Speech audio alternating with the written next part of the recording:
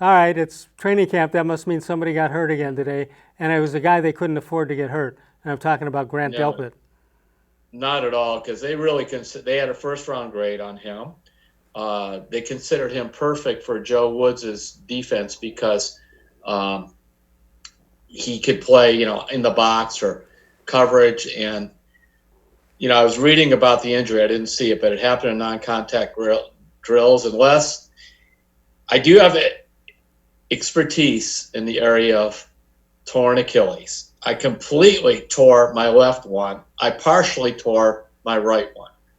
And both times, it's called like non-contact drills. In other words, it sort of happened when they were just doing Sure. something. And that's exactly when he tore an Achilles. I remember Dan Marino did it against the Browns. He just dropped back to pass. Nobody touched him. It blew. No, in fact, if I Tied that. recall, they were blaming Miami was blaming the groundskeepers for messing up Right. the But it just happens. It's a yeah. wear and tear injury. Your friend of mine, Harry Weltman, remember him? Sure. He tore his Achilles walking up a flight of stairs. And, Harry was an athlete, Right. worked out. So the difficult thing is, is it a partial tear or a full tear? But you're going to be out for quite a while with that. I mean, he's a young guy, and they're good at surgery and everything else. But I'll tell you, that's a setback because, they didn't have a lot of depth at safety anyway. No, right. And now Greedy Williams may have a problem also. They're not really publicizing it.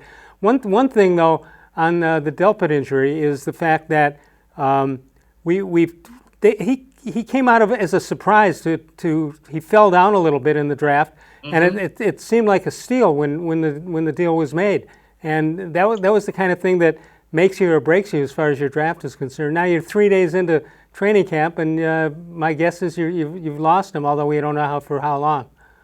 Yeah, I mean, even if it's a partial tear, he's going to be out a couple months. Yeah. So we'll have to see. And believe me, that's a lot better than a full. Well, none of them are good. I'm sorry? None of them are good.